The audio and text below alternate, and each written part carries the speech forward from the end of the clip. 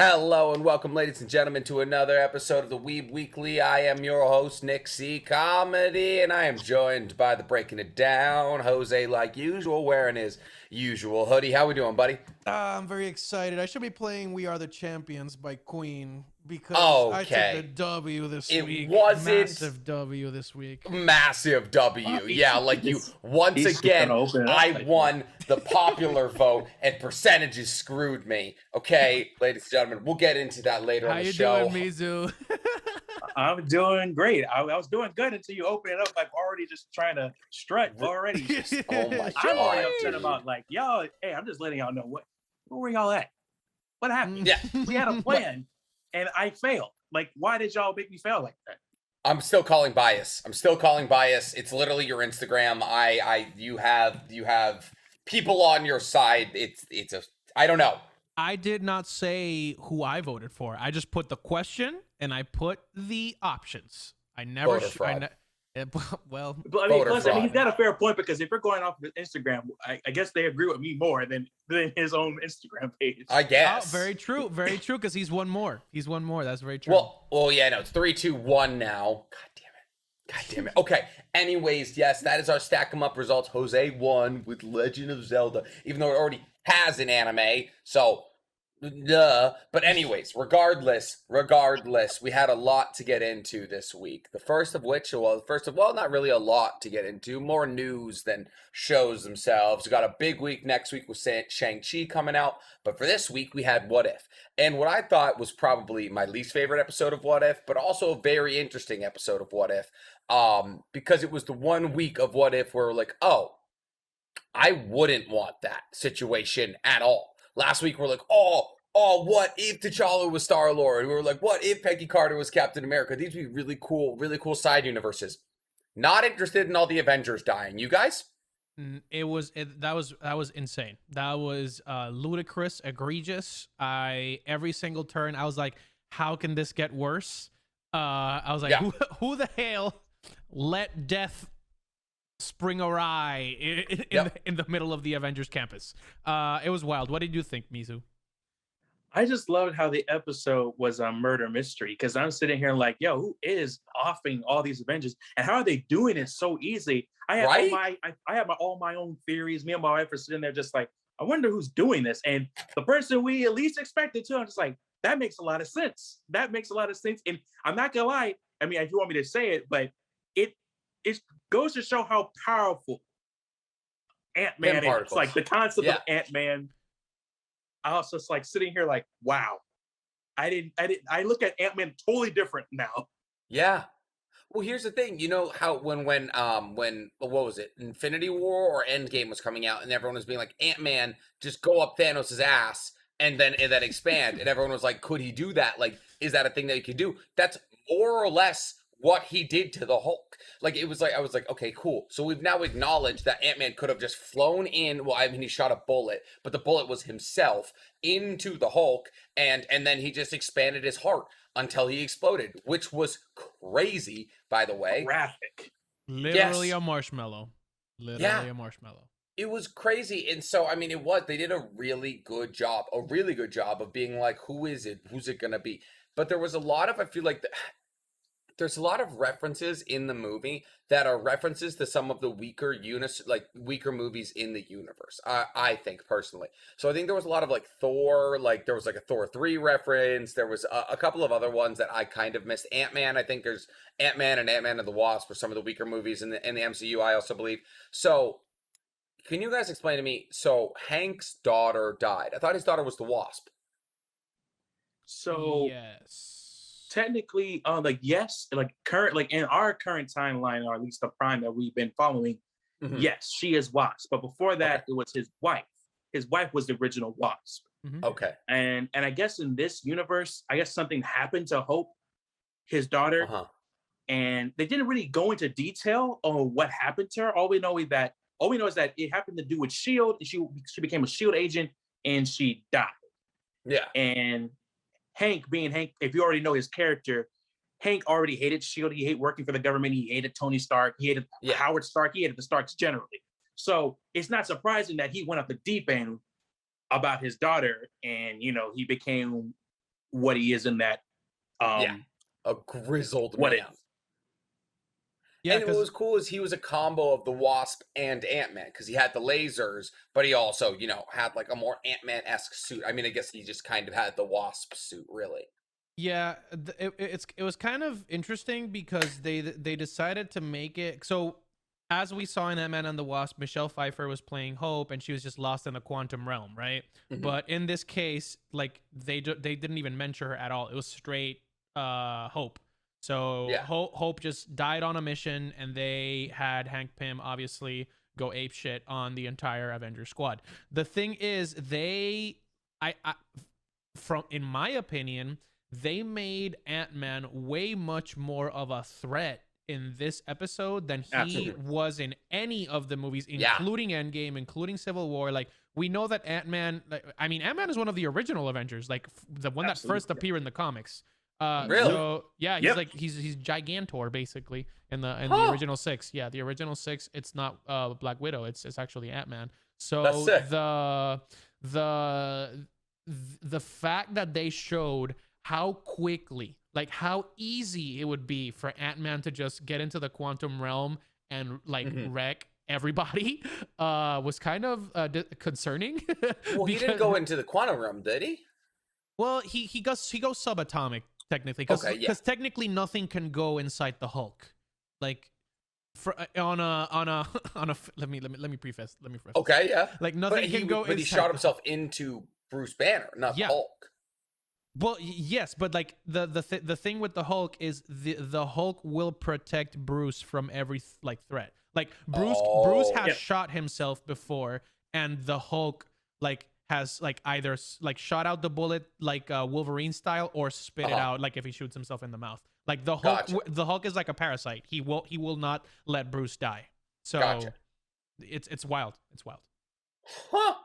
Yeah. That, I mean, I thought it was cool. So, I mean, I guess it kind of like brings up the situation of like, I don't know, if we had to lose one of the Avengers, who would? I mean, obviously, I feel like a lot of people are going to say Knight or whatever, Hawkeye. Yeah, like if we had to, like, that wasn't the most devastating death out of all of them. But like, if you really, like, if you really boil down to it, like, of those Avengers, like, who were you saddest to see go? Oh my god. I don't know, Mizu. Who would you? The saddest ones that I would be like, oh snap, is honestly to be frankly honest, is Tony, because you know Yeah. Tony is literally essential to the MCU. So Oh yeah, him Yeah. dying that early in the series is monstrous. Yeah. And secondly, only because like I'll say Thor, because like he's the other powerhouse, or at least the one that is more in control than Hulk. Yeah. But he's like literally the main powerhouse of the Avengers.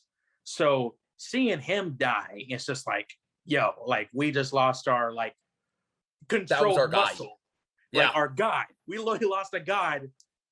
And how are we gonna make it through all of this? Yeah. So, but they're the only two that I see like, oh yeah, like I definitely will be concerning. The two I don't see really concerning. I love them to death, but it's Hawkeye and Black Widow. Black Widow. Who cares? Even watching Thor die, I was like, meh. Like it was definitely like it was like Hulk and Iron Man. I was like, whoa. I thought it was gonna be like Natasha goes and gets the Hulk, and the Hulk has to solo Loki's army. Like I thought that was what we were gonna do. I was like, that's gonna be sick. But he just starts like blowing up, and I was like, oh my goodness, like what's going on? Like they killed the Hulk, which is like canonically not happened many Yeah. times. Like it's like he has been thrown into space. He adapted to not breathing oxygen. He's been cast into the ocean and metal in cages he couldn't get out of. He grew gills. Like he's been thrown out of the Bifrost. All these things. He became Thanos' pet. Like all of these things. Like he's very hard to kill. So seeing him die like that, wild. At the same time though, like Miss Marvel's gonna wipe out. Like what? Also, where's that Loki bit? Where was that Loki in the Loki TV show? That Loki was like smacking Hank Pym out of the air, like jumping around, making clones of Ooh. himself. Like where was that Loki? I am very excited that they showed Loki, and because technically, okay, so it was kind of it was like, oh my god, I like this, and then it went straight down because obviously he went to Earth under the ruse of avenging his brother's death. Yeah. And I was like, damn, if he actually like felt that way, I mean, he's already gonna rule Asgard. Like he came to Earth to avenge his brother. I'm like, damn, he's making improvements. And then we just figure out, no, he just wants to rule the UN. So it's kind of fucked up to see that. But I was really happy to see this version of Loki that completely like strategizes a way to like defeat in this like particular universe one of the most powerful ones, because like I mean Hank Pym off the rails literally soloed the Avengers Initiative, like just by himself. So I liked it. I feel like it was kind of oh well, of course, like it didn't surprise me that Loki had an ulterior motive. I'll just say that. Like, it wasn't surprising or shocking that he had an ulterior motive. I would have preferred if it was just like, I'm avenging my brother, because it would have tied a little bit into the Loki show that we already just came off of, which would have been a nice tip of the hat. But obviously, yeah, exactly. Loki's Loki. So, you know what I liked personally a lot is that the similarities between this and Batman Kills the Justice League. I don't know if either of you ever seen that, but there's essentially Batman has a plan to kill every member of the Justice League. And Vandal Savage gets his hands on it, and then he tasks all these people like that Batman would use to kill the Justice League. And like Superman gets kryptonite bullet to like the heart. Like the Flash gets a bomb like bolted into his wrist that he can't like phase out of. Like a bunch of other stuff, like Superwoman or Wonder Woman gets like injected with a drug that makes her fight to her own death. That was really cool, like seeing how systematically there was a way that Hank Pym realized and then put into action to kill each individual member of the Avengers, which was sick. Also, an arrow can kill Thor. What was that about? So here's the thing. So there's two things. So I was asking the same question, like, how did Hawkeye just kill Thor like that? But my wife reminded me that in the first Thor, Odin stripped him of everything. Yeah, he became a mortal person. So in that instance, Thor was a mortal man in all the vast majority of Thor until the ending where he became worthy and got all his godhood again. So he was a normal ass person in that thing. Yeah. So until the destroyer comes to New Mexico, he basically died in Thor 1 until Odin, I guess, or Mjolnir found him worthy. Yep. Damn. Yeah. The destroyer was the big thing with the light up face, right? Yep. Gotcha. Okay.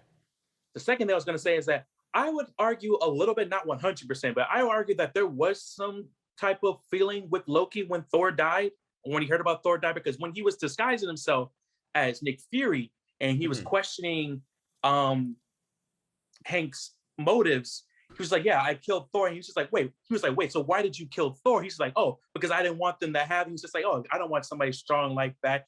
And he's like, I just wanted to kill him off. He's like, wait, so that was your only reasoning? Because he seemed angry. So that was your only reasoning for killing Thor? Like, you just did it just for the hell of it? Yeah. And Hank's just like, yeah. So I would argue, not 100%, but he did show slight feeling that like Thor was killed for no reason, pretty much. Yeah. So I think it's because he wanted to kill Thor. Like, or that too, like, it's Loki. We don't know. Yeah. I mean, but outside of that, I didn't have a huge amount for the episode. Like I said, I think it was probably like, I'm not saying like it was a bad episode or anything, but the other two episodes have been so incredible that this is probably my least favorite of the episodes. What about you guys? Yeah, this is definitely I think it gets points or brownie points in my case because of being different. Like, obviously, the murder mystery aspect made it a lot more impactful in my case, because obviously seeing all like your favorite heroes get killed so quickly and so viciously in a row, like in the span of a week, like the same week that we saw all of the first intro movies happen, they all get offed. So the surprise aspect was cool, but obviously Captain Carter's had a lot more weight to it, and I'm not even gonna, I mean, we already covered episode 2. It was groundbreaking. Incredible. So. Yeah.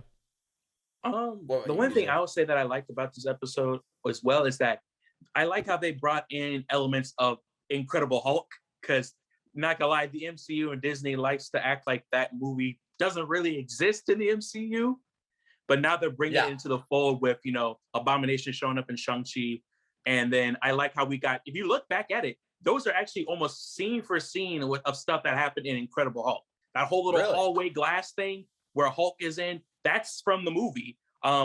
General Ross showing up to that building and with all the military and tanks, that's also from the movie. And the last thing I want to say is it gets another brownie point for me for actually remembering Betty Ross, because I've been sitting here all the time. I told y'all from previous podcast, I'm like, where is Betty Ross? Like, what happened to Hulk's real actual love interest besides not Black Widow? Yeah, and which is funny because they're both in that same episode a little bit. But I like how she made a reappearance in this because she was literally forgotten, and I hope they explain where she went. And side note, I hope that she does show up in the future She-Hulk show, or at least there's a She-Hulk show. Yes, there's a She-Hulk show going to be coming out soon. God, the thing is about Disney is they plan so far in advance. I'm just like, people tell me something's coming out next week, and I'm like, let's go. But like, there's like shows planned for like 3 years from now, and I have no idea about them being on the radar. It's just like 2024 has been planned out for Disney, and I'm like, how? It's so bold of you to assume we're gonna be here in 3 years, Disney. Let alone we're gonna be making movies. But yeah, I mean, that's all I really had to say about it. I mean, it was a really fun episode. Obviously, everything with What If has been a lot of fun. Unless you guys anything got to talk about, we had a week in MHA that I've been chomping at the bit to get into. Let's go. Sir. We're good? Okay. So first off, tried to post about this on TikTok, got banned again. 4th time. We're having fun. So I'm banned for 2 days. If you're listening to this, that's why I haven't posted. But tried to talk about it, and that episode was probably one of my favorite episodes. I would say maybe my favorite episode of MHA ever. Because it almost here's the thing, I love MHA. Like probably top 8, top 9 anime of all time. But that episode felt nothing like MHA. Nothing like MHA. That was a different anime this week. And you know what? It was a better anime this week. Oh my goodness. First off, the fact that the League of Villains has to hold out against 110,000 Meta Liberation Army soldiers for an hour and 40 minutes. I don't know how long Pro Sliding Hero took to get them to the town. But regardless, they're probably going to have to hold out for at least an hour. Watching how much the League of... Dude, why am I rooting for the bad guys?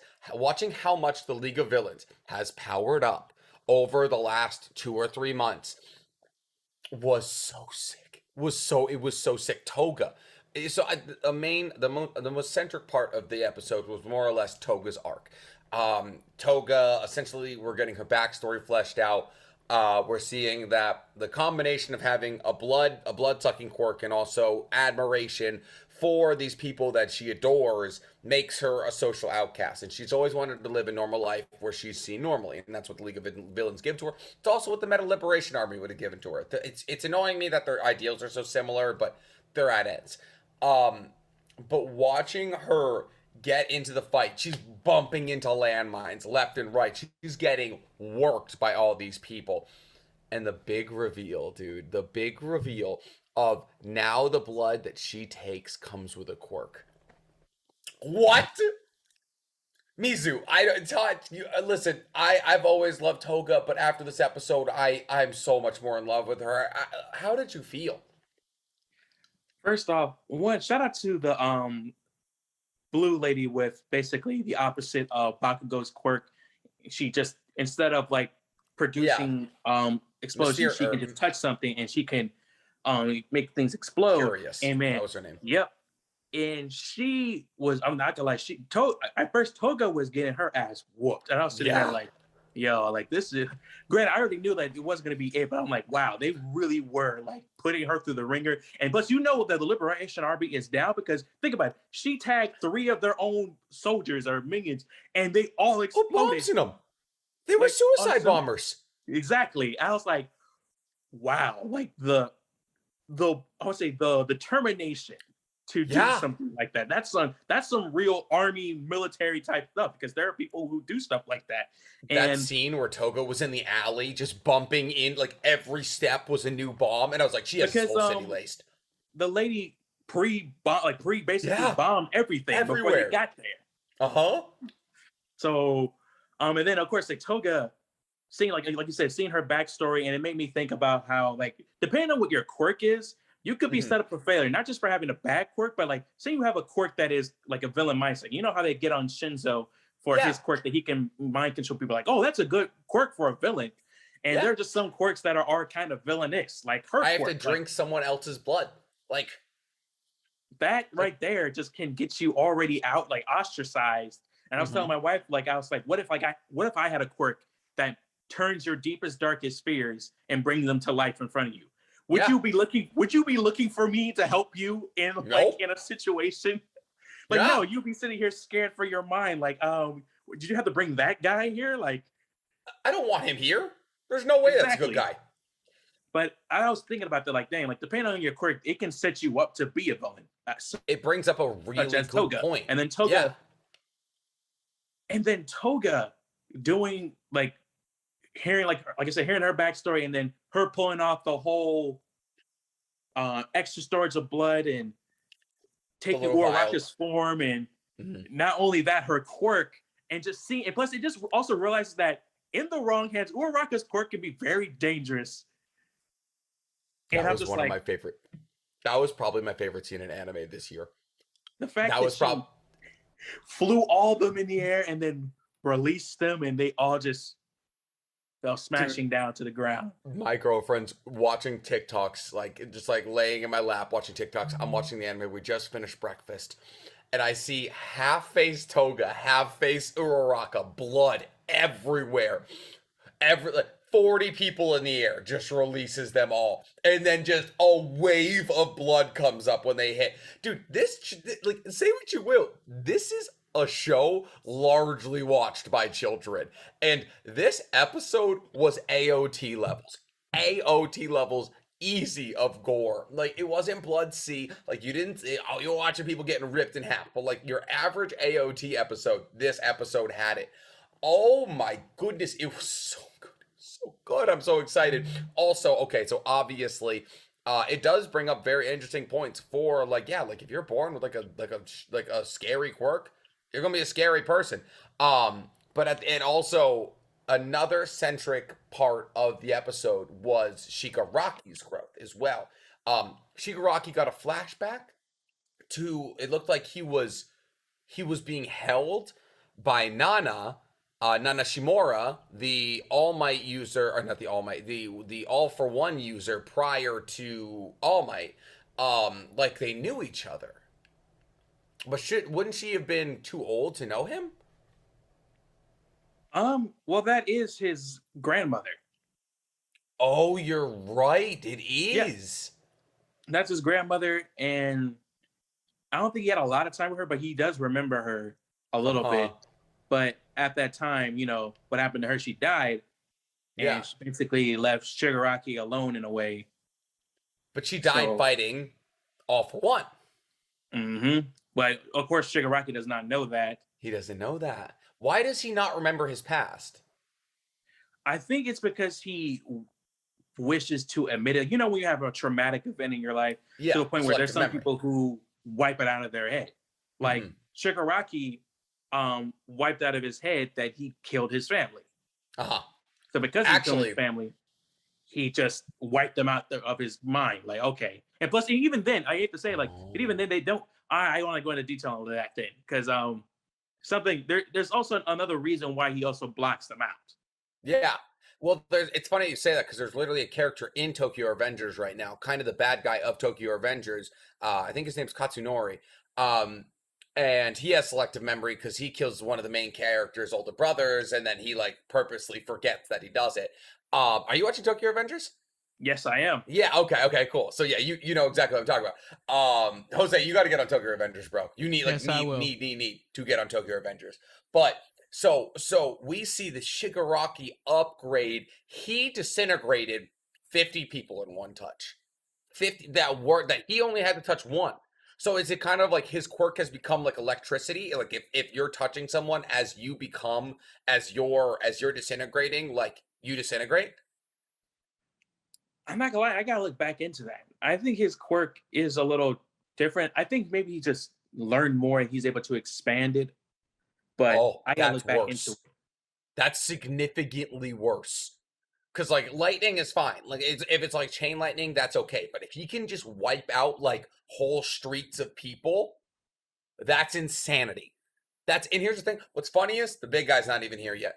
Big guy's not even here. I mean, there's 110,000 people in the Liberation Army.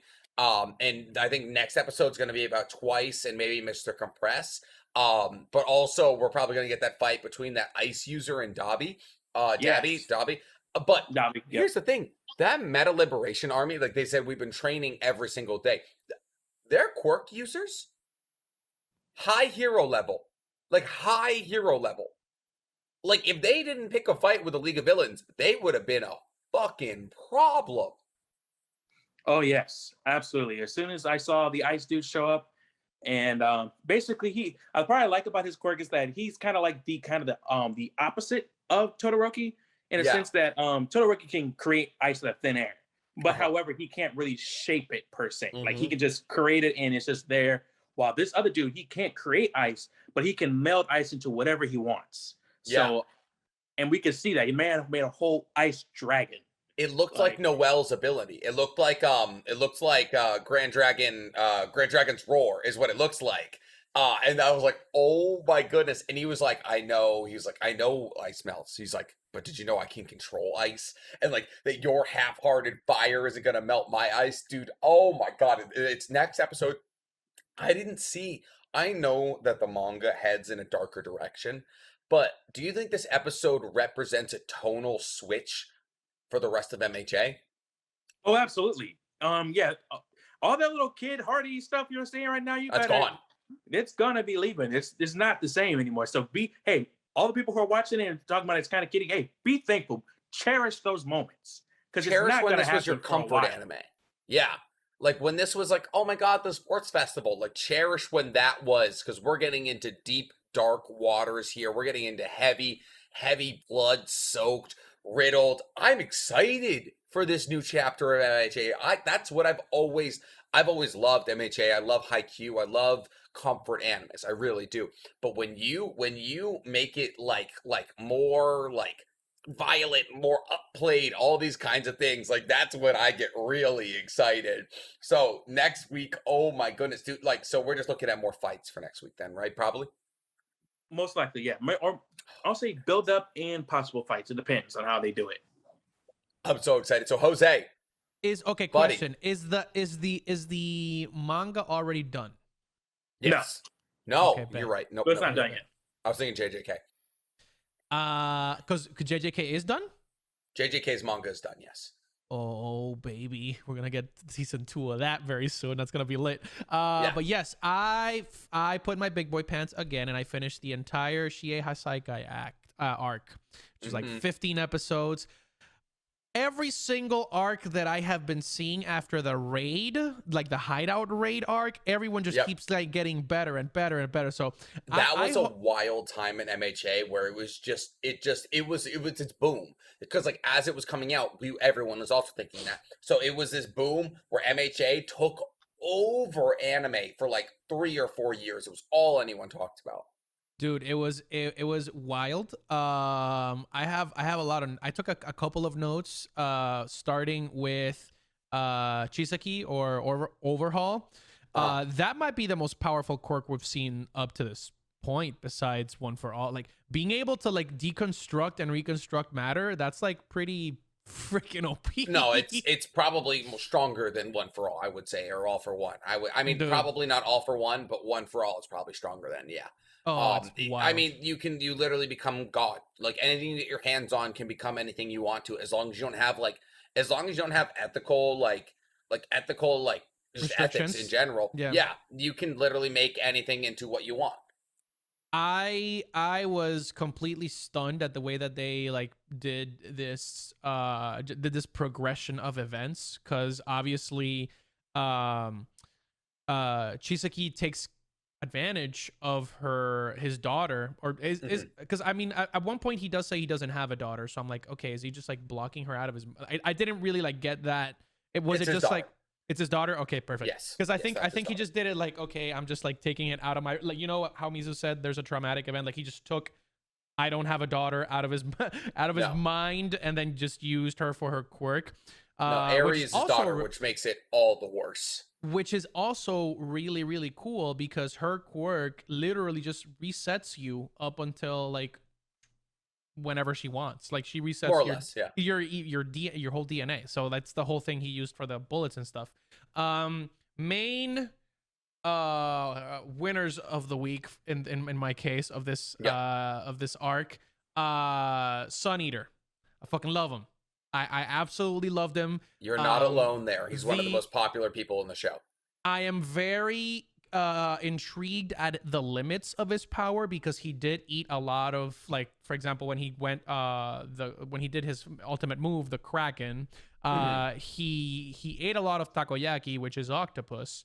But I don't know, like, what's the limit to it? Can he extend it beyond a certain amount? Because obviously, like, everybody can, because everybody can push their quirks to their limit and surpass them, even though it has consequences. In his case, I don't know, like, how he for example, in that moment where he was fighting the eater or whatever, the hungry dude that eats everything.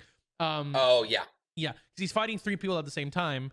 He did say that he was basically doing he became the hybrid, right? Because he manifested multiple of his, like, mini quirks at the same time, because he had the Kraken, he had the hoofs, he had he had the talons, everything at the same time. So I'm curious to see what his limits are, because if he can manifest all of these, he can start. I mean, if he eats something like that, well, I'm trying to see what things can produce. Well, I know that there's like frogs that produce acid and stuff like that, so I'm like, what's the limit? Like, can you breathe fire? Like, it's gonna be lit like that? Well, he'd have to find a dragon, but if he ate a dragon, hypothetically, maybe if he turned his larynx in his stomach into dragon-esque things. My thing is with Sun Eater, and is it the right way to feel about this? Probably not.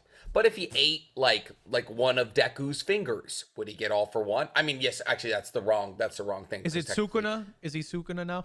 Yeah, that's the thing. Like, well, it's like, so, like, if he ate, like, let's say I shaved off a little part of my flesh, would he get my quirk?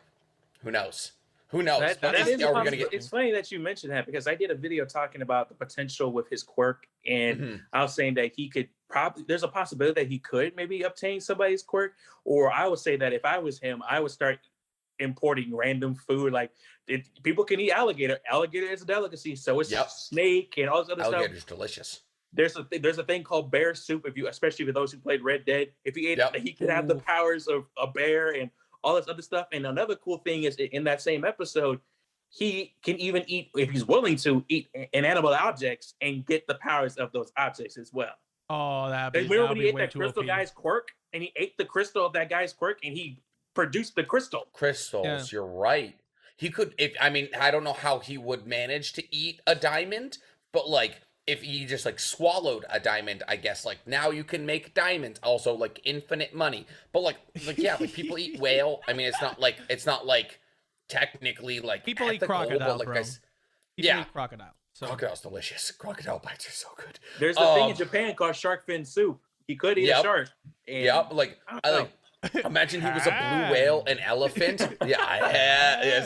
He just becomes Sylvester Stallone. He's like, what happened? Well, why am I 72 and also on steroids? But yes, he is a great. So you saw all the way up to Deku's fight against overall then. Oh, I saw everything. It was wild. But I just wanted to go, like, step by step, because I did see a lot of the things that impressed me. The other one thing that impressed me, Kirishima. What, hats off. That moment of sacrifice and just, like, pushing over the limit to fight the punching guy, because I forgot his name. You're ignoring Fat Gum in all of this? No, not Fat Gum. The dude that they were, Rappa. I know. Is it Rappa? Rappa is his name. Yes. Okay, Rappa. But also Fat Gum is also very much a winner of that arc. I was going into that. Okay. So I was starting with Kirishima because his the first time he goes Unbreakable, Red Riot Unbreakable. He looks like a fucking Transformers, and it's amazing. It's like a Transformers mixed with, like, a Dinozord or something like that. It's wild. He's awesome. I didn't expect that like breaking him would actually like cause him to like bleed out, which is weird because I thought I thought it was on his skin, not his actual like bones and stuff get exposed. Oh no, it's all his body. Yeah, it's all his body. Okay, so I thought like he hardened his skin, not like bones, muscle, everything, and just like no, he just increases the density of his body. Okay, bet. Fat Gum was also a really good winner, but I feel like his quirk is also really OP in a sense because the more he can absorb, it's literally just like soaking up energy to release it as like a full blast. So that's pretty cool. Loser of the week for me, god dang it, Mr. Night Eye or whatever his friggin' name is, the Night Eye. Yeah, oh my god, bro. The R.I.P. my dude, bro. See, and Sir Night Eye. I loved that battle because I absolutely had no idea who was gonna make it out. I was looking at Lemillion and being like, I love this character. I love the way that he's like, because he's basically the opposite of what Bakugo was to Deku with Sun Eater. Like he was actually supportive, trying to encourage him, trying to encourage the people in his class, even though he was like weird, like stupidly powerful, and just like even in the moments where he was like at his worst of like people making fun of him, he always proved to be the hardest worker in the room, and I love that about him. And the fact that he made such a strong bond with Deku over the same ideals in such a short time frame was executed beautifully, in my opinion. Because like, I mean, they both went through a moment where like our hesitation, both on my end being Deku trying to move forward to save Eri, and then Lemillion being like, no, wait, let's wait for a better time. You literally, it cost them the lives of other like heroes. So it's like, it's really interesting to see how they played that. Beautiful storytelling right there. And that fight, that set of fights between like going with Mimic. Mimic is basically what, like he's the ruler of the Shadow Realm or whatever. He can literally like control inanimate objects and become them. I'm like, hey yo, especially when like boosted. That was his big thing, is he's like super boosted on the drug. Yeah. So the only thing that I didn't get, like overall, this is a 10 out of 10 arc. Probably my top two of. So I'm gonna have to reorder my arcs. My personal favorite arc so far. Awesome. It's so okay. Did when they shot Lemillion with the bullet, the quirk erasing bullet, is that bullet to the point that it can erase the quirk completely, or is that the last one that they created on the blue? Because I know at the end of the arc, we saw Shigaraki take both of the little cases that had. I forgot he had those. Yeah, he has the cases with the last remaining quirk erasing bullets, but there's a blue one too. And I don't know if that's like the first sample that can officially like erase a quirk completely. Did Lemillion lose his quirk completely? Is my question. Yeah. The whole way through. As of what we've seen up to this moment, yes, Lemillion no longer has a quirk. Fuck! Yeah, so that's kind of. Well, I mean, that's kind of his whole thing, though. Is he was always so naturally. Well, he had a quirk that he had to master, but he became very good at it. He was very naturally talented with it. Yeah. And the fight where he's like, I will fight you quirkless, and continues to fight even after there's like a spear in his stomach. One of my favorite scenes in all of MHA. Yeah, he was fight. I know. I remember watching that, and I was like, okay, he's quirkless, but I don't know if it's like the temporary quirk, or is it like permanent? And I'm like, ooh. No, he got shot with one of the good ones. He got one of the good ones. Damn it. Yeah. I think they're trying, like, they're not. It's a spoiler, but it's not a crazy spoiler. They're also trying to bring his quirk back. He's working with Eri to try and bring his quirk back, to try and reverse him pre-bullet, essentially. Okay. But we don't know. Currently, yes, he is quirkless, but he's still powerful. You know, he's Lemillion. He's physically gifted. Let's just say that. Yeah. So yes, I loved him. Really sad to see Sir Night-Eye die, especially Did Rocklock die? What? Did Rocklock die? No, he didn't. No? He got shanked, Okay. but he didn't die. Okay, cool. I remember him getting stabbed. I feel like I haven't seen him since. No, yeah, Lemillion definitely got shanked. He also, what's the other dude's name called? Fuck. What other dude? I'm trying to think who else got screwed in the overhaul fight. Well, Deku got shanked too. That's what I'm saying. Like, I mean, Deku broke all of his bones in his body several times. It was just Eri was there. Eri was ready to heal. She's a healer, man. She's Mercy from Overwatch. She's literally like ready. She's not really a healer. She's just like, what's it? She's the Doctor Who of the MHA, I guess. She's the TARDIS of the MHA universe. She just spins you back, is all. Last question on this, because it was amazing. I loved it. I absolutely adored every second of this arc. Did Shigaraki kill Overhaul at the end? Because he did they took one of them or both? So Compress took one of them, right? Compress like popped off one of his hands, and then Shigaraki came off and decayed just long enough other one to snap off his other hand, so he can never use his quirk again. Because he can't touch things with his hands. He's alive, but he has no hands. Yeah. Oh, that's what I didn't get. Which was poetic justice. Because because they in the first fight they killed one of the League of Villains dudes, the dude with the plus and minus spear, I guess. I forgot the name. Plus and minus spear. The dude that literally blew up. The first guy that we saw literally turn like full AOT death. And then Shigaraki decayed one of the other people. I know you're talking about. Yeah, technically she, transgender character, but yes, she dies. Yeah. She dies early. Yeah.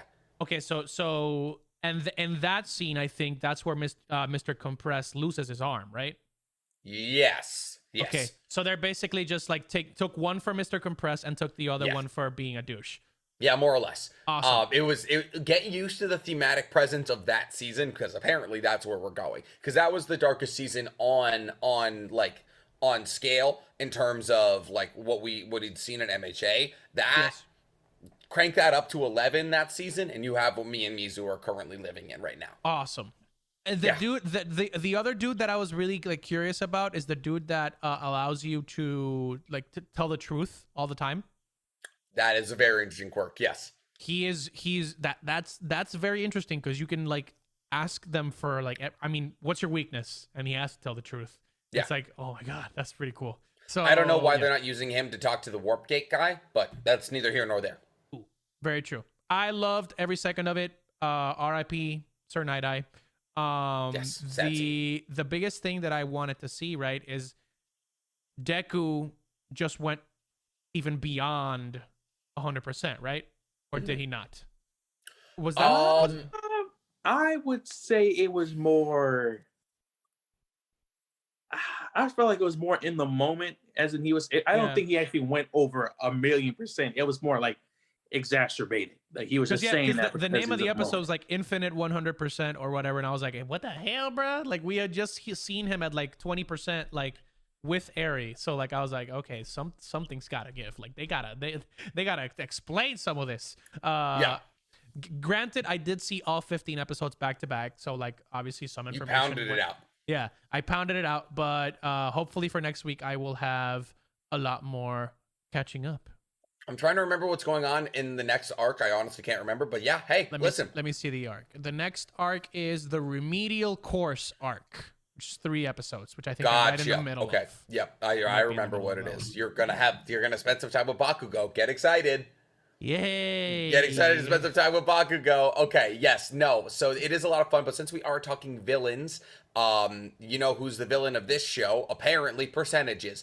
But also, or Jose, if you really boil it down, it's probably me, because I'm the only one who gets banned on TikTok every other week. But regardless, we have a question for this week's Stack 'em Up. And it's a rather broad, encompassing questions, but we figured with MHA doing so much for its villains and its general villainy, that we said, hey, let's get into it. Let's talk who is the most iconic villain in pop culture. The best, your favorite, anything like that. Probably most iconic is what we should go for. But most iconic villain in pop culture. And unfortunately, because we refuse because we refuse to go by numbers, and we go up with these made up math mumbo jumbo bullshits called percentages made up by nerds. We now have, for the second week in a row, Nick losing after gaining the popular vote. So Jose, you get to go first, or whatever. Not that I wanted to. I am going to say that it was a well-fought battle, and my second pick, right? Because Nick took my pick. And I proved that gamers were victorious. I think I deserve my applause. There's Lord of the Ring video games. There's like 4. I deserve an applause, I think. I'm not. There we go. There we go. Get shit out of me. I clapped for Mizu last time. Yeah, he didn't beat you last. He beat me last time. I am a good sport regardless of who it is. But okay, who is the best villain in pop culture? I already used Darth Vader. So I think that's a cop-out to go again.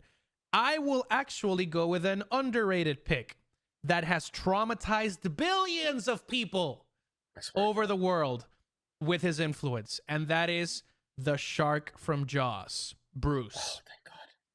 The shark from Jaws, Bruce. Why? Because billions of people fear the water because of Steven Spielberg now.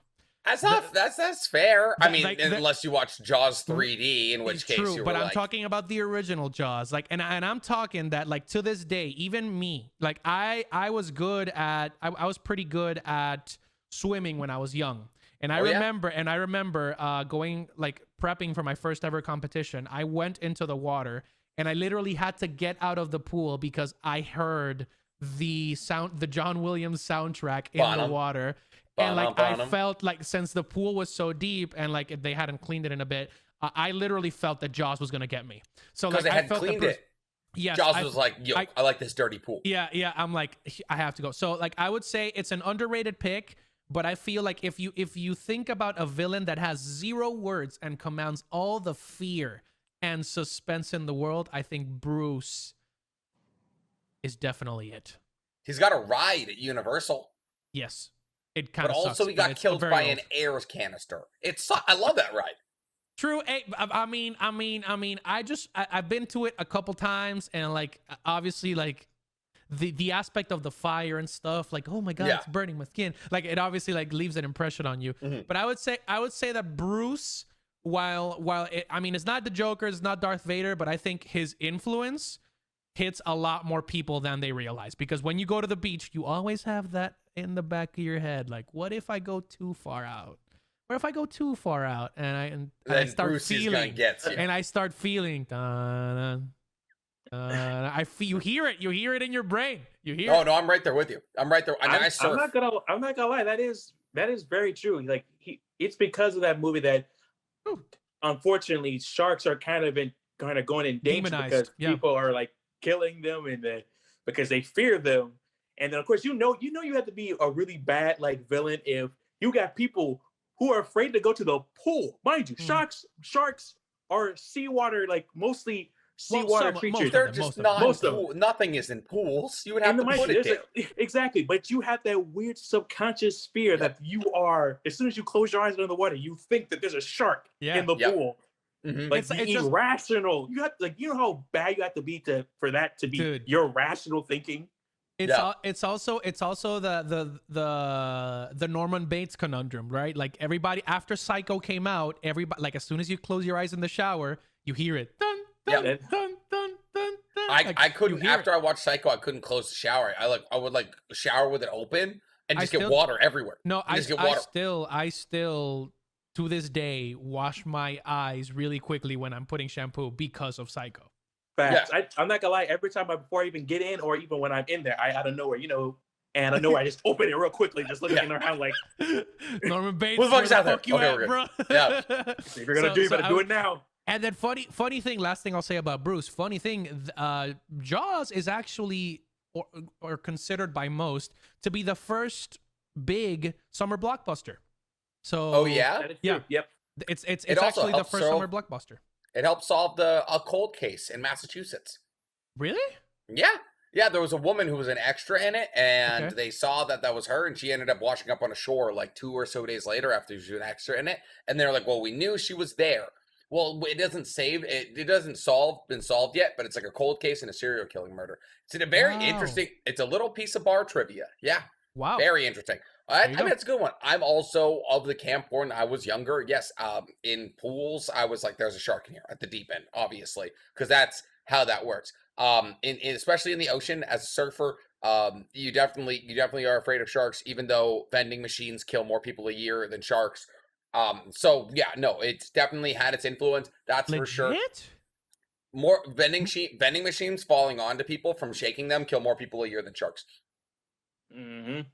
Damn. Like 3 people a year died of shark attack, because usually they just get you by the leg.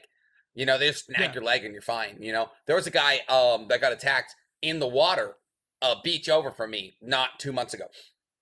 Yeah, it was like less than a mile away. I mean, they saw it. There was a there was a surfing competition pretty recently, and like one of the surfers got it was live on tape. Like he was just attacked by a shark. It was like, punch it in the face though. Yeah, punch it right in the nose. Get it in the eye as well. Or I'm about to say, scratch the nose or the eye. Yep. I'm getting whatever I can if it's coming at me. I'm just I'm like the worst guy ever. Okay, cool. That's pretty good answer. It's a pretty good answer. But you already alluded to my answer. Yeah. In your answer. And that's the Joker, ladies and gentlemen. That's the Joker. All right. This man, if we're talking iconic, you want to talk about, you got a shark. Oh no, the one. This man beat a Robin to death with a crowbar. Okay. This man killed This man killed Facts. Superman. This man has tortured Batman. The biggest, I would say, in terms of prolificacy, the largest and most prolific superhero out there for years and years and years. He has some of the most iconic representations in media of all time. Heath Ledger, Jack Nicholson. Oh my goodness. Joaquin Phoenix. They have won Emmys for makeup. Oscars for makeup. They have won Oscars for performances. The Joker. There is nothing more iconic out there than the laugh of the Joker. He is the most hotly contested bad guy in all of media. Are you kidding me? Who's the best Joker of all time? Is it Jack Nicholson? Is it Heath Ledger? It's Mark Hamill. Is it Mark Hamill? He's been animated. He's killed people close to Batman for his entire life. The Why So Serious backgrounds were iconic for like 3 or 4 years of everyone who's now currently in prison. There is no one, and that is Darth Vader included, as iconic as the Joker, because sure, Darth Vader was big for Star Wars nerds, but everybody knows the Joker. Everybody knows the Joker. Let's not try to blow anything out of proportion. Heath Ledger popularized him on a stage that had never been popularized before. And there is no question in my mind that there is a better bad guy that is more morally ambiguous sometimes, but also the genuine embodiment of craziness than the Joker. That's my answer. Great answer. That is very good. I'm pandering this week. But let's think about this for a second. Okay. What do those two have in common?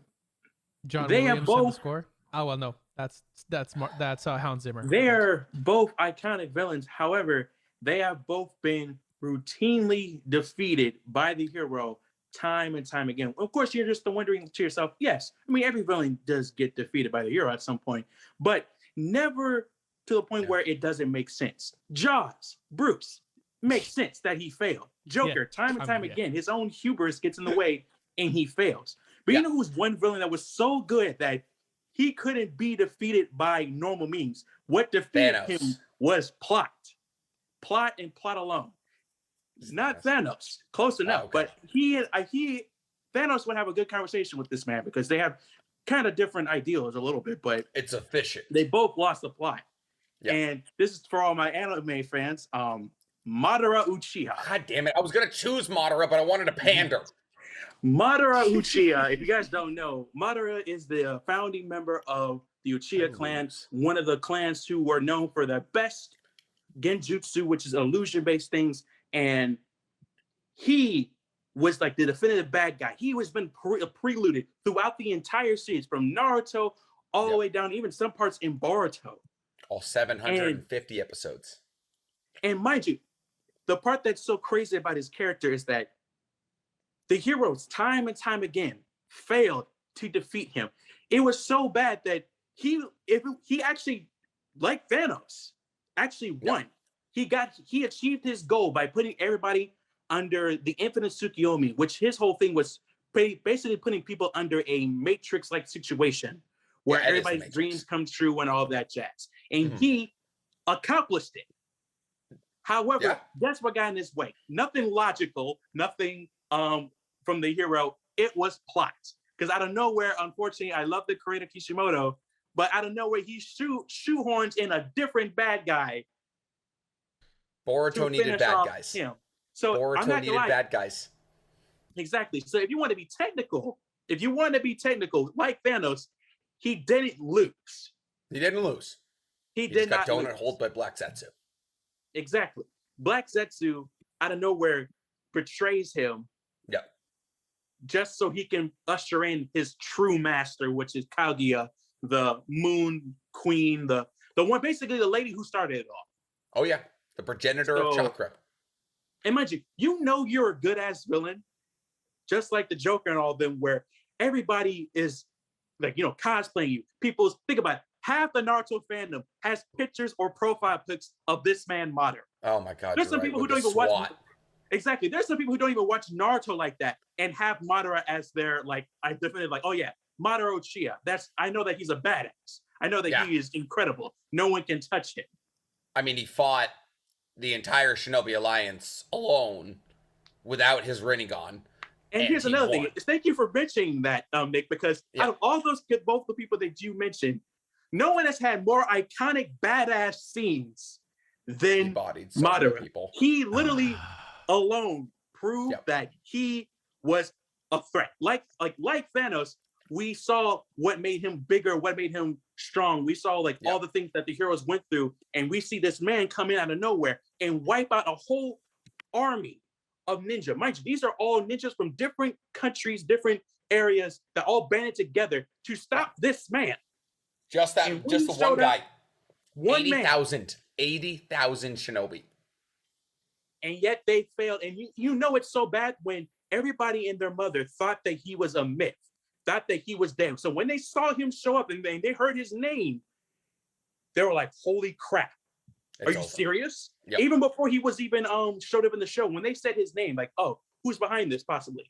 Madara Uchiha. And everybody's face in the anime like shocked, like, you mean the dude back in the past who controlled the Nine Tails? Mind you, he controls Tail Beast, the iconic Tail Beast that destroyed the Leaf Village. Yep, those are his pets. He controlled it just like that. And mind you, it didn't take him all day to do it. He did it in one glance and had control of the Nine Tails. The strongest Tail Beast, mind you, under his control. If you go by Tail Beast, yes. Listen, would I have taken Madara? Yes. But I've been screwed 2 weeks in a row. This man wants to go for the dub. This man wants to go for the dub. If I lose not choosing Naruto, I have to leave the podcast. I have to leave. The entire page is built on Naruto. Madara is a very good choice. He was who I would have chosen. He's incredible. He threw a moon at an army, and when they caught it, he threw a second one. That was, It's just like, what are you going to? Also has one of the best monologues in all of pop culture. Wake up to reality. So good. Both the dub and the sub, iconic. Mizu, very good choice. Very good choice. I'm hoping that the Joker carries more weight because more people know who the Joker is. I'm pretty sure I'm going to lose this week because not a lot of people like. Because you chose a shark. I mean, because they attribute. Because obviously, I'm talking about the cultural impact of the villain, and if we meant like impact, that makes more sense. But obviously, in terms of iconic, I think it's gonna be hard to take it away from the Joker. I mean, if Mizu would have gotten Vader, you would have had a solid. Have we gotten to a point where we've strayed too far from ourselves in search of victory? Yeah. Look, I will say this: I have a good feeling that the anime community will have my back for this. Okay, I hope so. Even if some people, because even in pop culture, some people already know who that is, even if you don't even watch Naruto like that. I'll do this before we end this segment. I'll do this. I'm gonna fill. Okay, 1 second. So for those of you that don't know, if you want to know how to vote, right? We are using my Instagram stories to vote because that's the easiest way for you to just click a button, let us know what you think, and that's it. And we had a lot of solid responses so far. Over 4,000 votes on every single one. Over 5,000 votes in every single one. So that's really if solid. Everyone who could vote could download our podcast. That'd be pretty dope as well. That would be great. And I also link them to the pod over there. The thing is, we obviously have the issue, right, of who goes first. The first choice on the three stories is obviously shown first, and people have to decide, is it better than the first pick I made? Yes or no. So I switch it every week. Since I won this last week, I will go last because obviously I want to make sure that everybody gets their chance. I've switched it every single week. But I will let you guys pick. Since Nick got second last week, choose heads or tails. Tails. Mizu. Yeah, I was gonna say. Okay, heads. You know what they say? Heads never fails, right? Okay, so I guess I get heads. I'm running the generator. 1, 2, 3, go. What is it? It is tails. Hey. Of course it is. So Mizu will be shown first. Nick will be shown second, and I will be shown third. It never ends. This will go live tomorrow after the pod is out, after the discriminated member of this podcast. Hey, I gave you the chance to choose heads or tails, and you were like, "These choose." It do be like that. Cool. All right, perfect. And speaking of iconic bad guys, I don't know if you lovely gentlemen would like to chat along about the iconic bad guys we're about to be seeing in a Spider-Man movie. Woo! All 6 of them. So to preface, if some of you haven't heard last week's podcast, essentially we had Mesa Windu, now a great friend of the podcast, on, and he got a bunch of texts telling him that the Spider-Man trailer had leaked, and boy did it leak. It leaked like a New York apartment with an overflowing bathtub upstairs. It leaked bad. Someone is fired. There is somebody in a body decomposing because Sony snapped. But Sony then got forced into so we watched the leaked trailer and we live reacted to it, and we couldn't really see a lot of what was going on because we watched it in 10p. We watched a recording of a recording of a recording of a recording. Generous. That's generous. Yeah. And so now that we have the actual trailer, I know my guy Jose wants to chat about a multi-dimensional Sinister Six and what that means for our boy Spidey. Well, considering that I already made like 20 videos on it, I think I pretty much exhausted all theories and arguments that I have so far until we get more footage. I would just have to say they did it. Like they did it. It lived up to the hype. It lived up to even though I did. Even though early call. No, I meant the trailer. I mean, this was easily, besides maybe Infinity War and Endgame, the most anticipated trailer perhaps ever? Yeah. Question mark.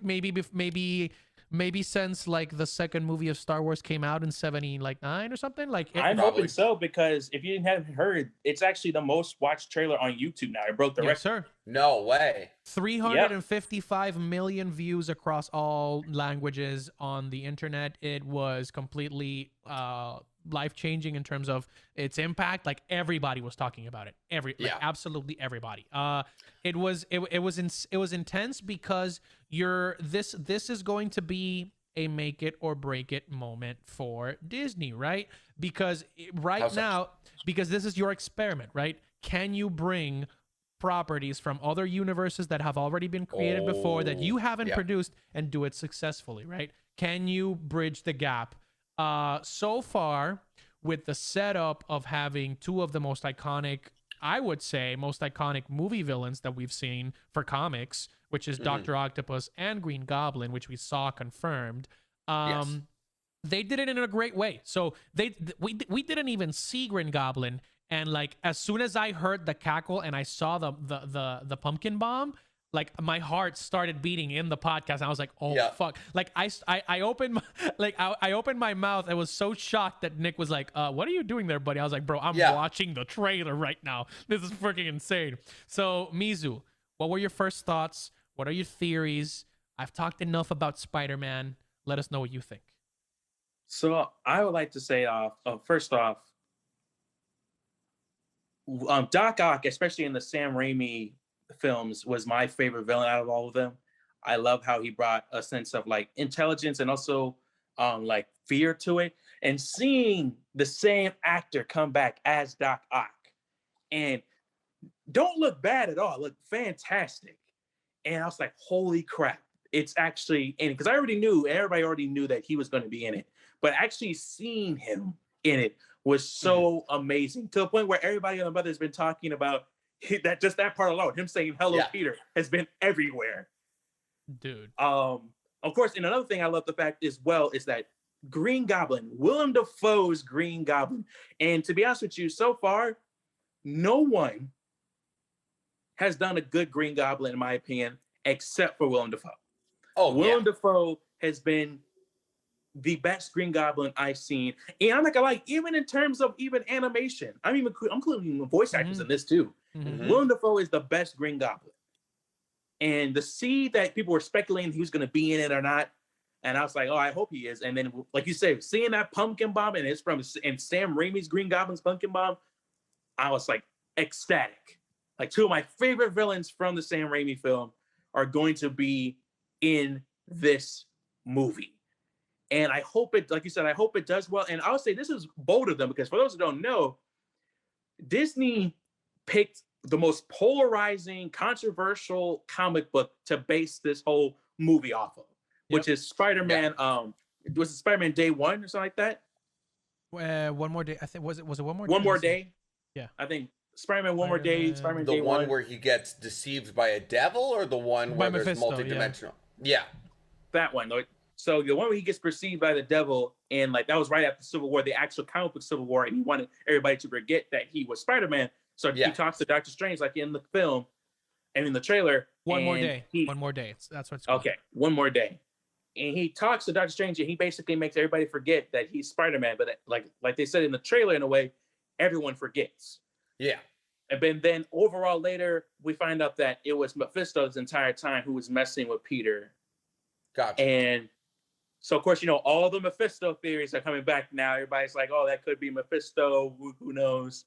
I'm not gonna lie, I'm kind of leaning towards it not being Mephisto, because like we've been through this. I mean, who knows? Who knows? We've been through this train, we've been through this rodeo, and I don't know. But overall, there's a lot of people talking about it being Mephisto, though. There's a lot of chatter going on about it. Because there was a couple things in the trailer, like Peter Parker called Doctor Strange by a different name, and he's fine with it, and a couple of other things, like the One More Day comic. Do you guys think that they would go with something as blatant as that, like make it that clear? Or has nerd culture and Easter egg hunting gone so far that now what would usually be considered, like we would look back at a trailer and be like, oh, no way, they did that way back then? Have we gone so far that surprises are no longer surprising? I would say that it's a little bit too obvious to go with Mephisto. I mean, they could obviously tease him, but as our dear friend Juju mentioned in his analysis, while Doctor Strange seems to be acting out of character, the only movie where he is super egotistical to the point that he takes on an insurmountable challenge just for the fun of it because he's Doctor Strange is the first movie. Like it's his intro movie. In all the other ones, he's been hesitant, weary, very conscious of what's going to happen, especially Endgame. He didn't let anybody touch the time stone until it was time to give it to Thanos. So I wouldn't be surprised if it is Mephisto, because like we've already seen the theories. I mean, Soup's comment section has they always give this man so much shit for Mephisto, and I'm like, bro, everybody's talking about it. Like, let the man live. I would say the most important thing about the movie is not who the villain is. It is how you introduce the heroes. Because as we've talked about before, that "Hello Peter" line seems pretty personal. That seems pretty personal, and I think that might so there's two trains of thought, right? Is that a "Hello Peter" to Tobey Maguire Spider-Man being like, being like, that's what people are saying, because like the way he says how would he know that it's yes. Peter? Yeah. So he literally goes "Hello Peter," be like either a hello in terms of we're about to go for round 2, or it's an insurmountable odd.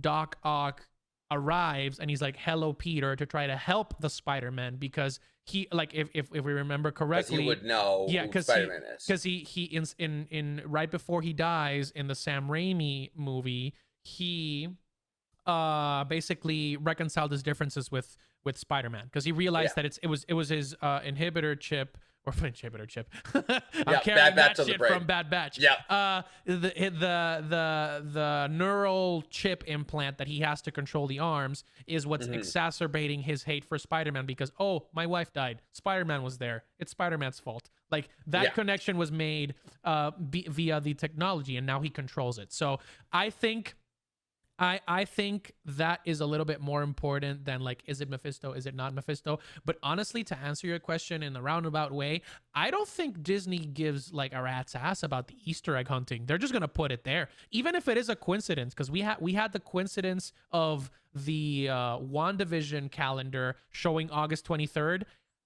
I don't know if they planned that far in advance, but if they did, it wouldn't surprise me. Like, they're just gonna throw it out there. Well, here's the thing. I also wondered, do you think the leak was intentional? That's another thing I've been hearing about, that the leak was intentional.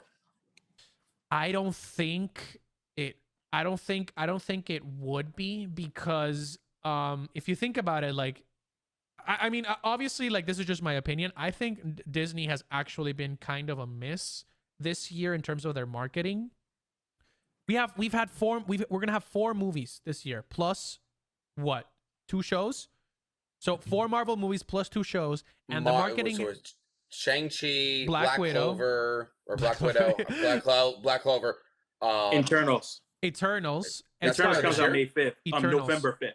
Yeah, Eternals and Spider-Man, right? And they're spaced out kind of weirdly around the year. We also have What If, we also had Loki, and we also had like WandaVision. Falcon. We also had Falcon and the Winter Soldier this year, right? That was this year. You're right. Oh my God, that feels like forever ago, bro. It feels like a decade ago, and that's because, like, we've had so much content, and at the same time, it's been marketed kind of haphazardly. I mean, the Shang Chi movie's coming out this Thursday. I'm going to go see it, and then we're going to have to talk about it next Sunday. I'm seeing like little to nothing about it. That's the thing. The reviews and like the amount of people that are pushing for people to see this movie is insane, because Disney has already placed a lot of weight on how the Eternals and how the Shang-Chi movie does in order to affect the release of Spider-Man. We already saw, did Venom get delayed? Gotcha. Yes, it got delayed. Then it got pushed back to October. Undelayed. Yeah, it got undelayed. And I'm like, what the hell is happening? When does Venom come out? October. Okay.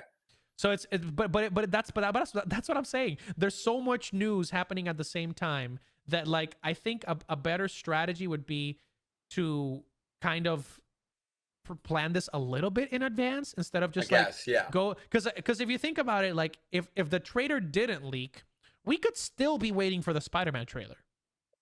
But like, like, effectively it leaks and they're like, oh my God, everyone's talking about it. Viral. They have to drop it. They have to drop it. Yeah, but then you have to drop it. But also at the same time, it's like cool. Now we've dropped. Like, yes, if they had dropped it, like, hardcore Marvel fans like us would be like, oh my God, this is so sick. But like a trailer leaking, having to like web sleuth, watching recordings of recordings, it drums up all this kind of thing, and then they drop it 2 days later. So the hardcore web sleuths like us who like dug to find it are super happy, and then it also brings in like the more like fringe like people who are like, oh, I've heard all about the Spider-Man trailer, I need to see it. I personally think intentional. I think intentional. I think I think there's a lot of like galaxy brains at Disney. That's why they're as powerful as they are. And I think they were like, hey, you know, it would be crazy. Like, even if it wasn't intentional, like at the end of the day, it was very helpful to Disney. Very helpful to Disney. So like, even if it was an accident, can you even be mad at the guy who leaked it? That is very true. I mean, that's the thing. Like, we do need to see how Shang-Chi and the Eternal do come out. Because obviously, I was gonna say that. And that was the next thing I was gonna say. One thing I am happy about this, but one thing I am worried about is that everybody's attention being on the trailer and Spider-Man No Way Home. It's gonna take away the possible shine for both Shang-Chi and the Eternals.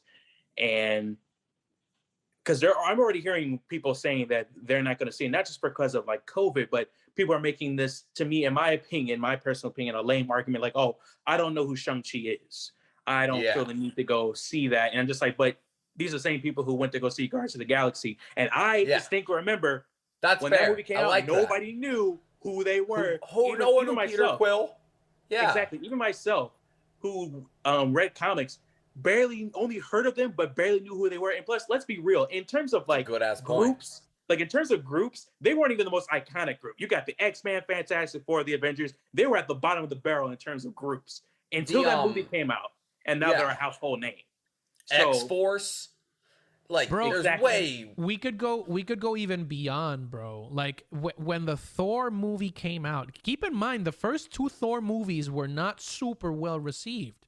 And Thor is known in the comics for being this Shakespearean, super, like burdened with like not knowledge, but like burdened with this heavy, like super Nordic type battle mentality. He was not like funny. He's not like the funny dude that you're like, I just love how humorous Thor is. Like, this is how like Disney made those characters household names. They Disneyfied them, and it's worked well so far. And I totally agree with Mizu. It's a lame argument because for this is like one of the very first times that I have seen overwhelming positive response for an intro movie in Marvel, and not just like an intro movie in general for like a superhero movie. Critics, people that saw it early, content creators, everybody's raving about this movie. We're just waiting for it to drop to finally get like some hype. Like, I mean, I don't think there's been this much of a consensus of people since Black Panther dropped. I don't know about you guys. Exactly. So I've been hearing that a lot excited. too. I've definitely been waiting to see that, and I'm definitely waiting to see Eternals ever since they had. Because I'm not gonna lie, the first trailer, actually, both the first trailers for both of them were not that very good, especially the Eternals. It was like a lot of like little fanfare scenes here or there. But when this new trailer for Eternals came out, now I'm just like, okay, I want to see how this works, and on top of that, I want to see why they didn't get involved. I want to know that. I want to see what they're gonna do. I want to see what they do with Kit Harington's character, who's the Black Knight, who might be important in the future. I want to see the Celestials. I like how they're just like, oh, we were told not to interview. Who said so? And it shows this big ass Celestial just sitting here, looking all regal and stuff like that, telling them like, hey, don't get involved. Don't move. Like, if the Eternals. See that. Yeah, what I was gonna say is like if the and I think Mizu can and like Nick can agree to this. If the Eternals plays their cards right, you can literally introduce both the Celestials, thrice Celestials, Galactus by name, and the X-Men in one movie. Oh yeah. You could do so much with that movie. So like people have to watch out and try to be a little bit more open-minded, I would say. Oh, for sure. No, I think I absolutely, I haven't seen that argument, but no, I mean, come on, you can't sit back and be like, oh, I'm not gonna watch this because Shazam. Like, you went and watched Shazam. Did you know Shazam that well? Like, there's tons of examples of like lesser known characters like becoming massive entities like in movie form that aren't like hugely popular in the comics. Like, it's nobody just about how. Oh, I'm sorry, but let's say this real quick. Nobody and their mother thought that Aquaman would ever get a movie. If you asked somebody 30 years ago, hey, they would do an Aquaman He's a milk movie, toast people would character. laugh in your face. Like, you're really telling me the fish man could get, you're telling me the fish guy is going to get a movie? bullshit. Get the hell out of my face. Bro, There's like no, but it's 3 possible. more people more interesting than Aquaman in Aquaman's world. Like Aqualad, like the Black Manta. Mariner. Yep, and then Black Manta. Even the Kraken, bro. Even the Kraken is a little bit more interesting. Yeah, like there's just like all of them are more interesting than Bro, Aquaman. Robot Chicken Robot Chicken and just like Adult Swim in general has made like a point of roasting Aquaman for being the most useless character in the Justice League for decades. Well, you can talk to fish. Cool, we're in space. What are you gonna do? What are you doing here? No, dude, absolutely. So yeah, that's a dumb argument. And then what else did we have? We also had to talk about Cowboy Bebop getting a live action, which, listen, guys, I have never been one. I've never been one for anime live actions. I really haven't. There's a little bit of hype around the Tokyo Revengers one, but no one will ever forgive Netflix for doing Death Note. No one will ever forgive whoever the hell decided to make a Dragon Ball live action. Many Naruto live actions have been made. All terrible. There's never been a good one, ever. There's a Full Metal Alchemist live action. Terrible. AOT's live action. Terrible. Every anime. Oh, yeah. There's a Full Metal Alchemist. It's on Netflix if you want to watch it. There's a Bleach one, too. There's a Bleach one as well. Yes. They all suck? They're all bad. Yeah. There's never been a good one. There's legitimately never been a good one. I mean, you could say Initial D, but that's a racing. That's a driving show. But also Alita Battle Angel, but that was a movie already. Right, I believe. So also Alita Battle Angel, heavily animated. Regardless, there's been very few good animated like live action anime adaptations. Even Ghost in the Shell, which had major like pull. It had Black Widow, Scarlett Johansson, like major like star power pull. We've never seen a good one, but I am excited for Cowboy Bebop because here's the thing about Cowboy Bebop. And while it is about a bounty hunter in space and all these things, and a lot of like mechy things do happen, it is just a buddy cop. It's a buddy cop show. And I'm very, very excited for it. Also, John Cho is the perfect casting, and I believe John Cho should be in more more superhero type-esque roles because he is a tall, handsome Asian man, and he could be any of those. A very talented actor. So him as Spike Seagal is really awesome. I like the casting for his partner in crime, bounty hunter. A lot of people are talking about Faye Valentine's casting though. But I think it's and I don't necessarily understand why, because here's the thing, like, you're not going to find someone who looks like an anime girl. I'm sorry. Like, John Cho doesn't have Spike Seagal's hair. Like, it's just like, it's like, or his jawline, you know, like, yes, like, could her, like, I think a lot of the actual controversy is that her outfit is semi-conservative, and Faye Valentine's outfit is just, like, dumping out of, like a way cut up, like, yellow crop top. So, like, I don't know. Have you guys been seeing, Misa, you've been seeing people being upset about Faye? Yeah. So I saw the upset on Instagram. I seen like some people like post about it saying like, "Oh, that's not my Faye Valentine." Like, stuff like that. And the part that makes me laugh is like, first of all, not in a bad way, but you gotta understand like what the day and age that we live in. Do you really think that would be okay? They're just gonna throw like a busty Asian girl in like a tight yellow top and be like, "Hey, exactly," look, who's like half naked. Like it's not gonna happen. Of course, they're gonna. No. But here's the thing. That's, mind you, guys. Like, it's, first of all, it's just a set photo. It doesn't mean that she won't be still the way she is.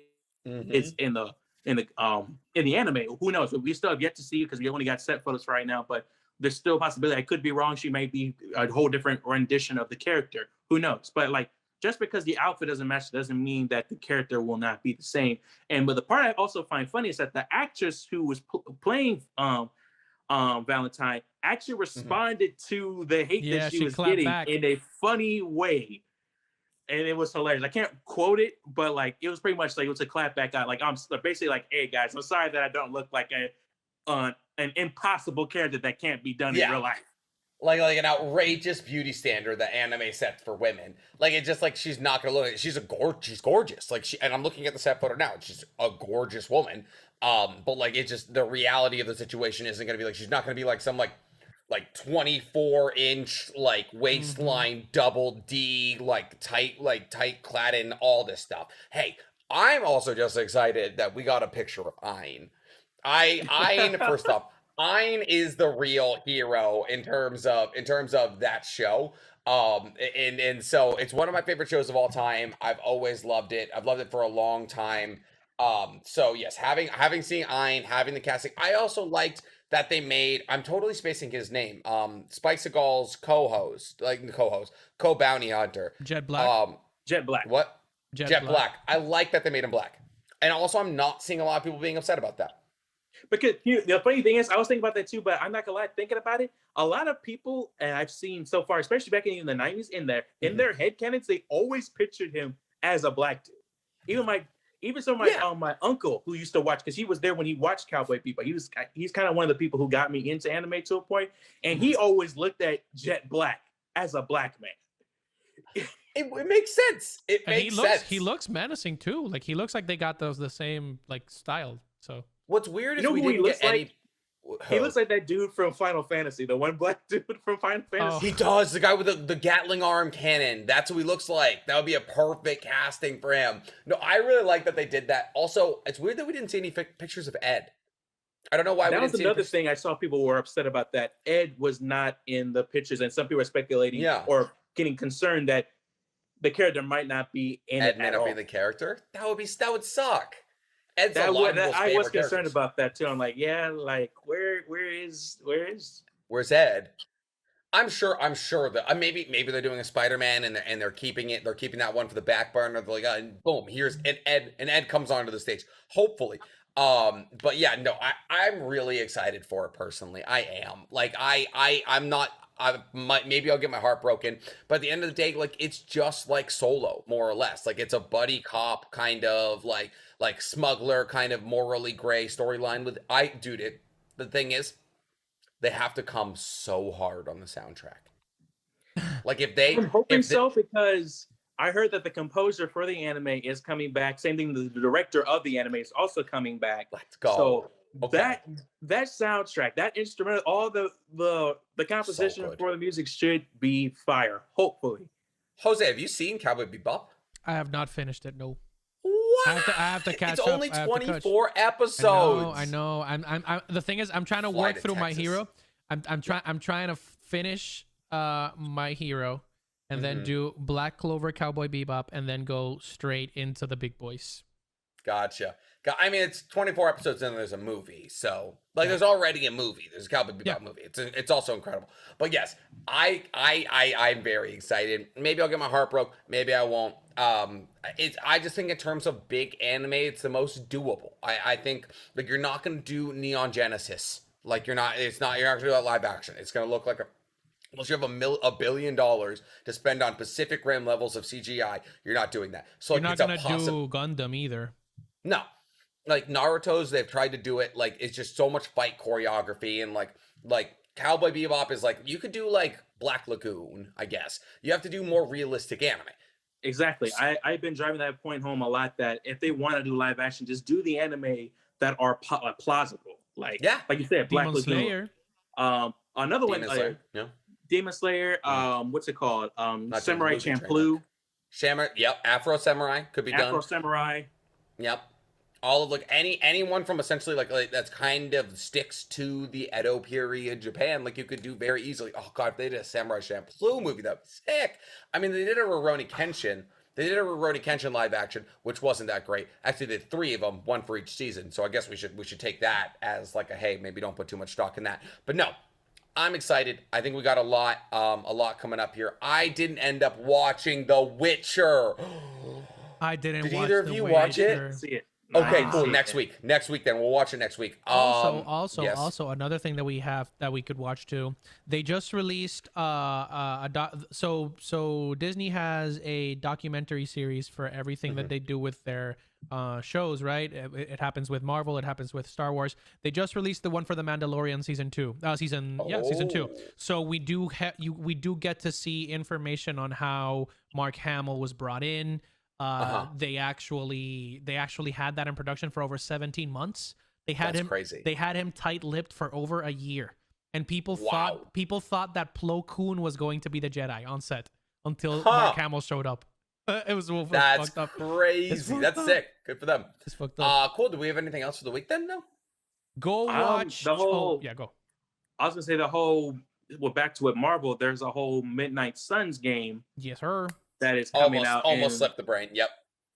The trailer. Now I'll say this: the trailer for that game, Sheesh. freaking amazing. Like, Yes. granted, it's a trailer, but like in terms of trailer, that was pretty cool. I'm not gonna lie. At first, I got confused because one thing that I hate is that some of the Marvel mobile games get this kind of treatment, but when it's time for actual like legitimate games, they don't do this with. So I'm not gonna lie. At first, I thought it was like, oh great, is this another mobile game that they're just gonna put on here and just crush my dreams? It's like Thanos like fighting his children, and like it's like everyone's there, and then it's like, and now the game, and it's like you have to like pick characters and they attack in turns. It's just like, what? God damn it. Why? Yeah, exactly. But no, this is a legitimate game that is coming out, and like I said, amazing trailer. What I gathered from what I've learned is that it's basically all the Midnight Suns of certain characters coming together to stop this specific entity, and you're going to be playing as one of the characters that they created for the game. Like the main person in that trailer is not an actual a solidified hero. They made it up for the game, and you get to customize her. You get to customize other characters, and you can make your own little squad, and you can progress them in the game in a way. So I thought that was pretty cool. However, I'm a big fan of Midnight Suns, and I have one problem with this trailer and what I've seen. There's some people in there who aren't Midnight Sun members, and I was confused. And I understand why they're in there because I guess they want to get more appeal in it so people can get involved in it. But I'm just sitting here like, being honest with you, why is Iron Man there? Wolverine. Why is Iron Man there? Why is Captain Marvel there? You can make an argument with Wolverine, huh? Yeah. So it's usually Doctor Strange, the Ghost Punisher, Moon Knight, Ghost Rider, Blade. Yeah. Yep. And then I don't know who the two other guys are. Is that Magneto? So in the trailer, so yeah, we saw Ghost Rider, we saw Blade, we saw Punisher, Doctor Strange, we saw there's the girl with the circle staff thing. She's actually a character. She's actually she's kind of like Doctor Strange. She's one of the students of the mystical arts, or a person of the mystical arts. We actually kind of saw her, and if you go back to the Doctor Strange movie, she actually made a little cameo appearance in the film. So she is on the team. But who's usually on the team is what I'm saying, because you were saying there's people who aren't. So the people who are usually on the team are like the ones I just said. Moon Knight is another one. He's definitely a solidified member. Werewolf by Night is another one. He's basically kind of the muscle Hulk person, but he's a werewolf. Gotcha. There are, and then there's like a blonde dude with a red shirt. I don't know who that is. Some of them, I'm not gonna lie, I'm not surprised they didn't put them in there because they're kind of forgettable. But there's some in there I'm just like, they could have done. Like, I'm not gonna lie, you could replace Iron Man with Elsa Bloodstone. Elsa Bloodstone is like Blade, Morbius but is in it. Exactly, she's like Blade, but she hunts all types of creatures, and she's a master at gunplay. Okay. Like, imagine John Wick, but with the supernatural. Wait, Morbius and Blade are on the same team? Who? Yeah. Morbius and Blade are on the same team. Morbius was on. They were on the same team. They used to be enemies. They used to be enemies, but now they are allies, and they are part of the Midnight Suns. Okay. So yeah, why is Iron Man there? Why is Wolverine? I mean, Wolverine makes sense. So if I mean, I'm not a huge Midnight. I like X-Force personally. I don't know a huge amount about Midnight Suns, but it almost feels like they're combining by adding Wolverine. It feels like they're trying to like mash together X-Force and Midnight Suns because they're similar groups, right? So the basic thing about the Midnight Suns is that they are basically the Avengers, but they handle all magical, dark, mystical threats. Oh, okay. Which is why the lineup is like that. They're all people who dabble in like the occult and stuff of that nature. The Punisher? And that one, again, not every member I was gonna say there makes sense. But like Punisher, but there's someone just like, oh, it makes sense. You like Blade, it makes sense. Doctor Strange. Yeah. Doctor Strange is the leader. Elsa Bloodstone, all that kind of stuff. But there's some like people I'm just saying, like, why are they there? Like, I think maybe in terms of plot, they're gonna make it make sense because I'm like, why is Iron Man there? Iron Man is not a Midnight Suns. Neither is Captain Marvel. That's a whole like, why is she handles spatial threats? Why is she involved in this? Same thing with only the reason I can make an argument with Captain America because he has dealt with vampires before. He has dealt with vampires during both. Really? Yeah. There's actually a little short comic book issue where Captain America deals with vampires during World War II, which is he also personally knows Dracula at one point. Oh, so sick. You could make an argument that Captain America could fit, but yeah, everybody else in there, like some people in there, it's like, why are they in here? That they don't need to be in here. And to me, in my personal opinion, it feels like a missed opportunity to actually show off these characters that people don't know. Like I said, also Bloodstone, Werewolf by Night. Can you imagine playing a werewolf in a Marvel game? I mean, they're dropping Werewolf by Night in a show, right? So here's the funny thing. I was also going to mention, with that being said, they are planning on doing a Werewolf by Night TV show. And on top of that, they are also planning on doing a dark universe in a way of the Marvel Cinematic Universe, where they're going to dabble in more of the dark and occult-like part of Marvel. And it will all just like the main Marvel films is going to lead into possibly the Midnight Suns and stuff like that. Yeah, because you got the Man Thing, which is a huge fan favorite in terms of like a occult type thing. So like there's a lot of stuff that you could do. That's crazy. With that, we also had a few other things. Oh, go ahead. Well, I was gonna say my thing is, Marvel recently put out a game. Marvel put out the Avengers earlier this year to massive critical panning and flop. The game, I don't even think really made its money back. And essentially because I think people were upset. A, it was very grindy, and B, it just felt like they were trying to make essentially like a Spider-Man game. It was more like an open world. Like, no, it felt more like Assassin's Creed than anything. Felt like an Assassin's Creed shell. And it was kind of fun that it like made you feel like the power, like the combos made you feel powerful and all that. But like I tried streaming it. It was terrible.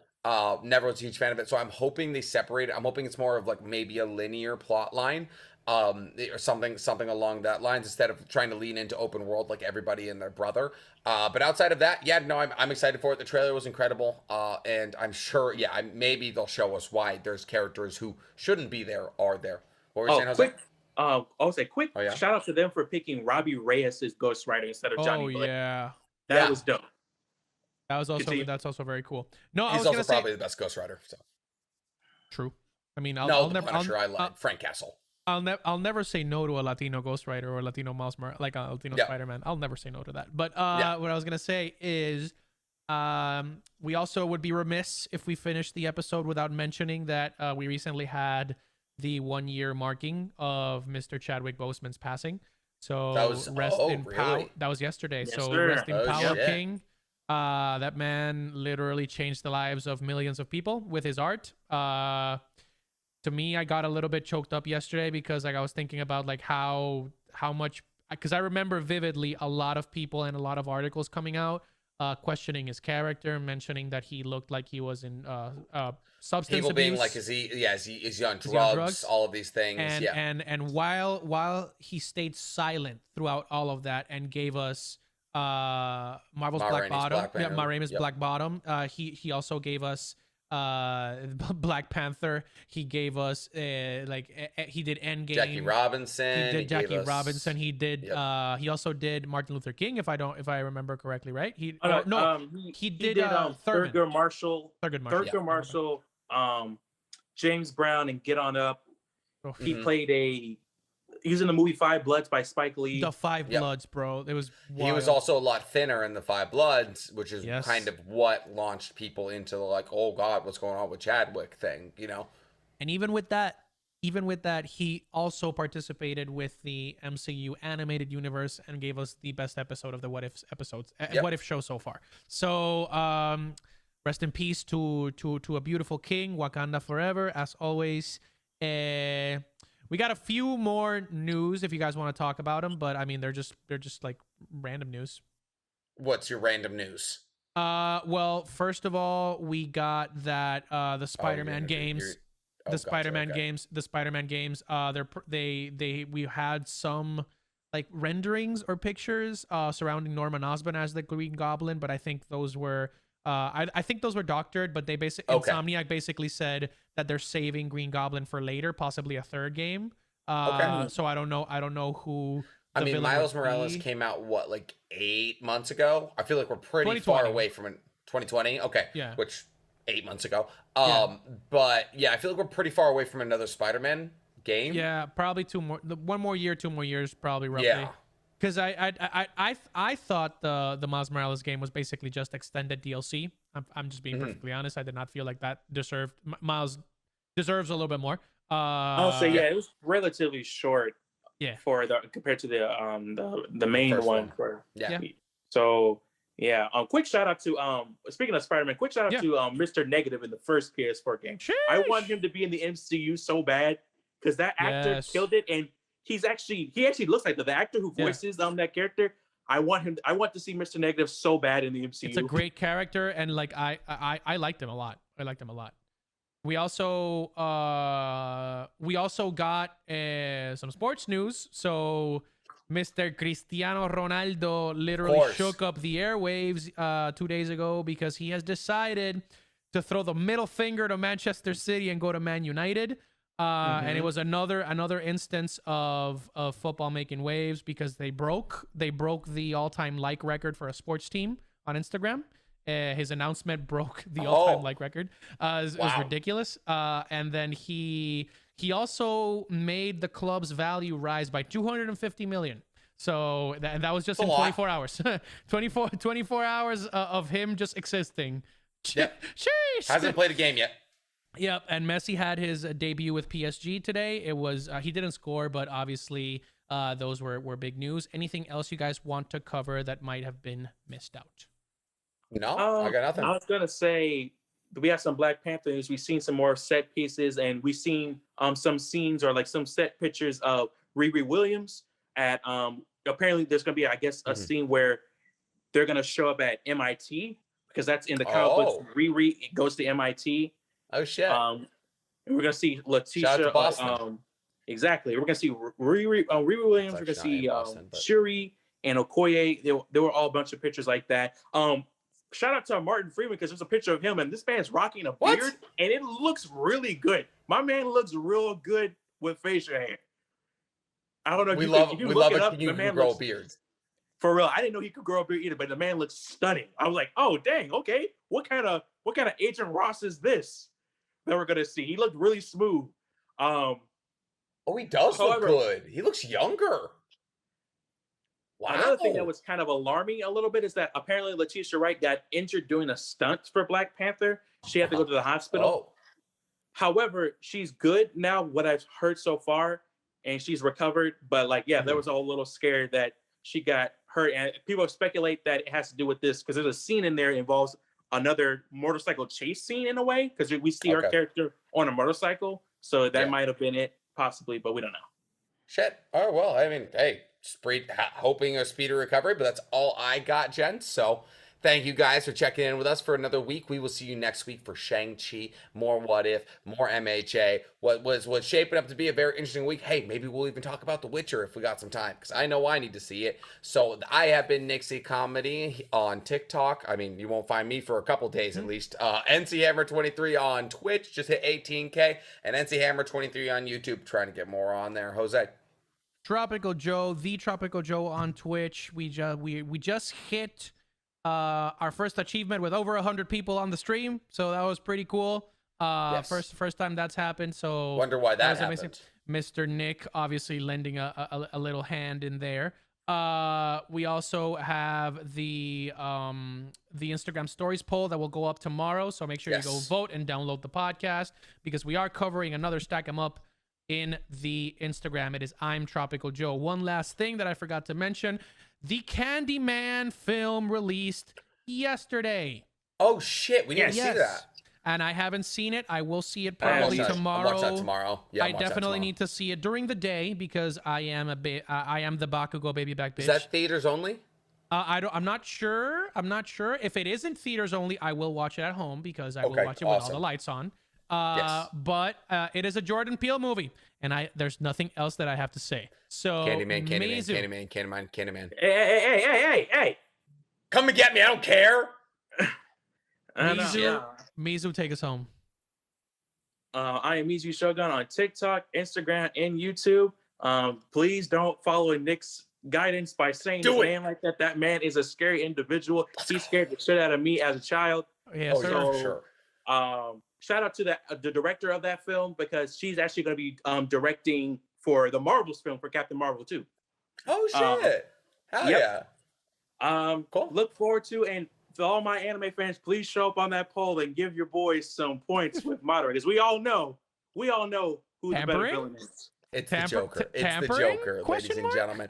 All right, guys, thank you so much for checking in for another week. We're going to kick it to the outro. Look in the mirror and say Candyman 5 times.